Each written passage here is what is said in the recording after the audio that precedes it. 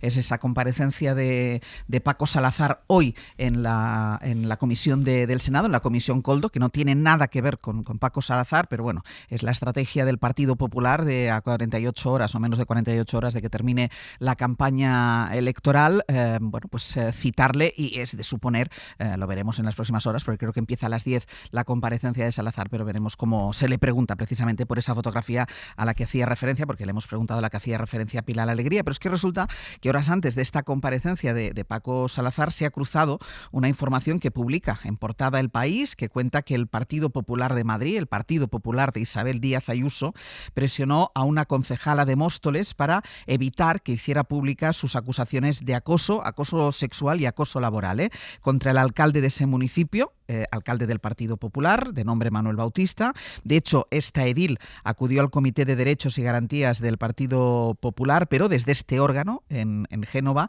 no tomaron medidas ante la denuncia de la mujer. Es más, es que ni siquiera la apoyaron, ni siquiera la respaldaron. Radio Madrid, Roberto Torija, buenos días. Hola, buenos días. Desde el partido no ampararon la denuncia de esta concejala, que además se reunió con Ana Millán, que es la número 3 de Isabel Díaz Ayuso en el PP de Madrid, y cuenta al País que ella le dijo a esta mujer, que Ana Millán le dijo a esta mujer que se quitase de la cabeza cualquier tipo de denuncia, porque dijo, esto te perjudicará. Sí, se trata de una denuncia interna. En ella la concejala habla de comentarios de tipo sexual, de referencias a su físico, de proposiciones explícitas, acoso sexual cometido por Manuel Bautista, que después derivó en acoso laboral cuando ella le rechazó. La edil se puso en contacto con Isabel Díaz Ayuso en febrero del 24, no la recibió, pero sí lo hicieron Millán y Alfonso Serrano. Los dos, según cuenta, la presionaron para que no acudiera a los tribunales o a la policía con frases como: quítate de la cabeza cualquier tipo de denuncia, una denuncia solo te va a afectar a ti, o mejor dar un paso atrás, que tu padre no lo pase mal. Eso es lo que le dijeron, sin que la informaran de ninguna investigación y sin citar a declarar a los testigos. La concejala dimitió 8 meses después. Bautista sigue de alcalde. Y ante esta información, Torija, ¿qué dice el Partido Popular? Bueno, hoy tenemos pleno en la Asamblea, veremos a Isabel Díaz Ayuso. Justo antes, en unos 15 minutos, se anuncia una declaración de Alfonso Serrano.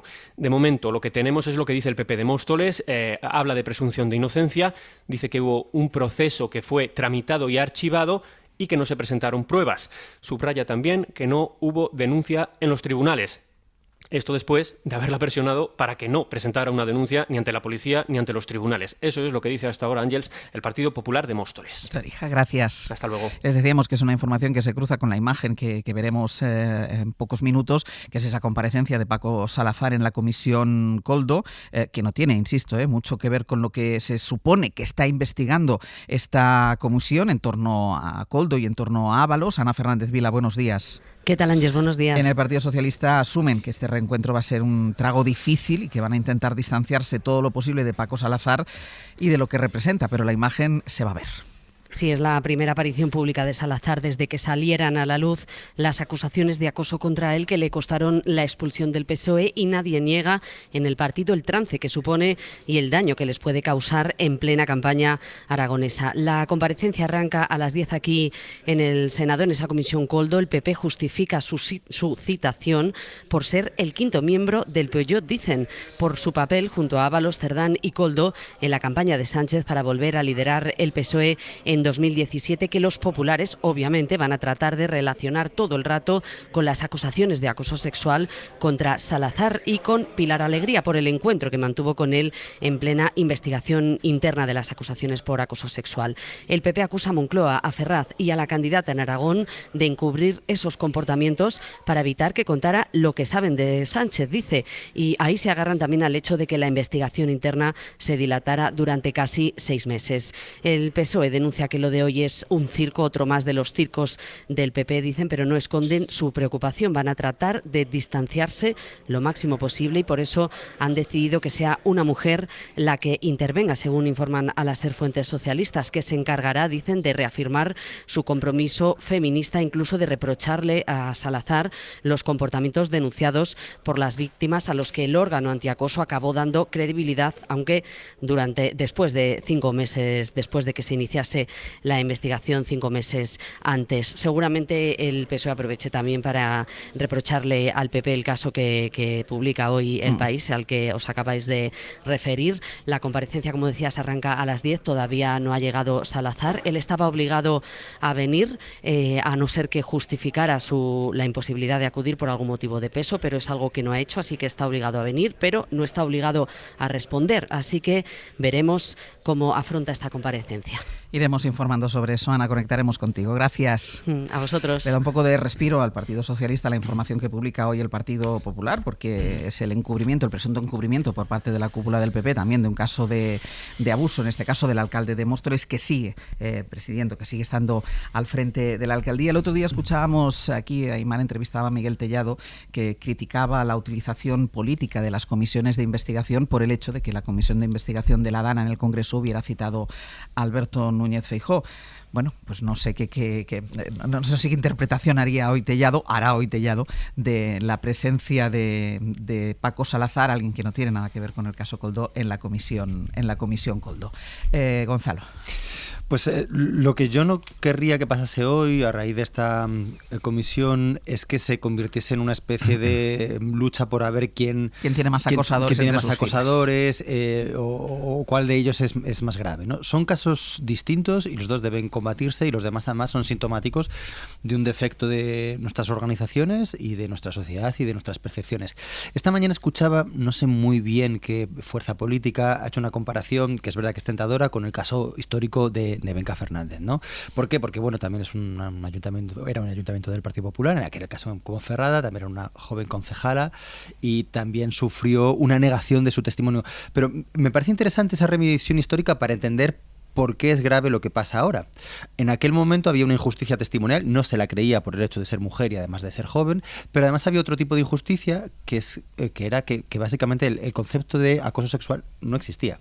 O si existía era minoritario, no estaba en el discurso social, por lo tanto era difícil categorizar aquello que pasaba como un fenómeno social estructural, ¿no? Entonces había una dificultad de verbalizar qué es lo que pasaba, ¿no?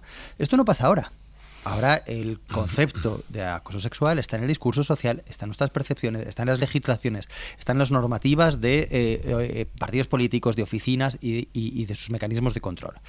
Por tanto, es mucho más grave cuando, sabiéndolo, niegas el testimonio, porque entonces ya no es una cosa de que es que me cuesta entenderlo, sino como pasaba entonces, sino es una cuestión de te estoy acallando de una manera deliberada. Eso es lo que parece que pasó en Móstoles. ¿Qué pasó en el Partido Socialista? Pues algo parecido, pero que no es lo mismo exactamente, y es de siempre se pone el peso de la demostración en la víctima, que tiene que insistir y demostrar que eso que ha pasado de verdad que era así, que no es una cosa menor, que no es una bromita de mal gusto, sino que es algo importante. Y segundo, los procedimientos de control del partido pues estaban formalmente bien, pero después no se los tomaba suficientemente en serio.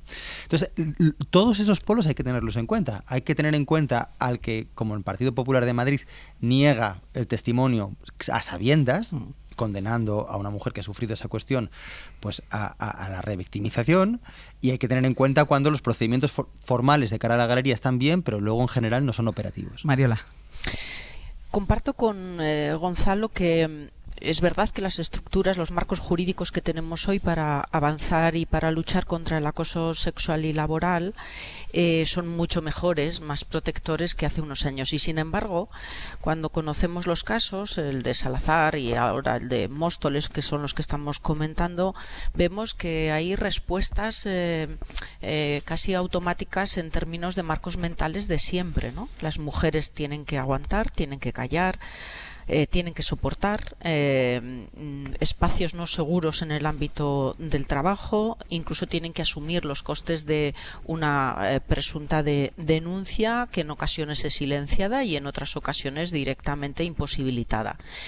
Y yo creo que, salvando las distancias, porque no son respuestas idénticas las que da el Partido Socialista en último extremo en relación con Paco Salazar, o la que propone el Partido Popular para el caso conocido del alcalde de Móstoles, sí que hay ciertas resistencias. Y creo que esto debemos enfatizarlo, porque si no, no vamos a avanzar. Y por cierto, se subraya como positivo que hoy una mujer del Partido Socialista responda a Paco Salazar en esta presencia en la comisión de investigación. Oye, como si fuera un problema de las mujeres o una cuestión de las mujeres. Sí, esto de pelear porque no te acosen sexualmente en el trabajo. Sí. Si el Partido Socialista quiere demostrar que no solo está compuesto de feministas, sino de que hombres que también creen a ciencia cierta que el feminismo forma parte de un eje vertebral del partido, no hubiera sido positivo que le hiciera frente a Paco Salazar un hombre. Aroca. Bueno, yo creo que en estas cuestiones es imposible el empate. Yo creo que aquí es lo que hay que planteárselo en términos de victoria de la democracia y de las libertades que tienen en este caso fundamentalmente las mujeres. Pero en el día de hoy, el PP ya ha vencido, nos ha derrotado a todos. ¿Por qué? Porque ha conseguido que hoy estemos hablando de Salazar y del Senado. No estamos hablando de lo que hablábamos antes, no es verdad. Estamos hablando de Salazar y del Senado, es decir, de la exhibición de un trofeo, un ejercicio por parte del Partido Popular de natación sincronizada, en donde ha conseguido meter en el debate público de hoy, en todas las emisoras de radio, de televisión y en los periódicos, un caso en la antesala de las elecciones de Aragón y con Pilar Alegría de protagonista. Este es el meollo de la situación. Y a mí lo que más me preocupa, independientemente de que sea militante de la lucha por las mujeres, lo que me preocupa hoy es la utilización espuria de una institución como el Senado, convertida una vez más en el buque nodriza del filibusterismo institucional del Partido Popular. No se puede hacer política así. El señor Salazar se merece todo mi desprecio y mis reproches, sobre todo cuando se demuestre todo lo que se dice de él. Pero mientras tanto a mí no me parece legítimo desde el punto de vista democrático introducir hoy en este debate cuando estamos en las puertas de unas elecciones. Creo que hay que reclamar a los partidos políticos, a quien sea, no utilizar las instituciones democráticas como una especie de patíbulo público en donde se usurpa el debate público con el espectáculo.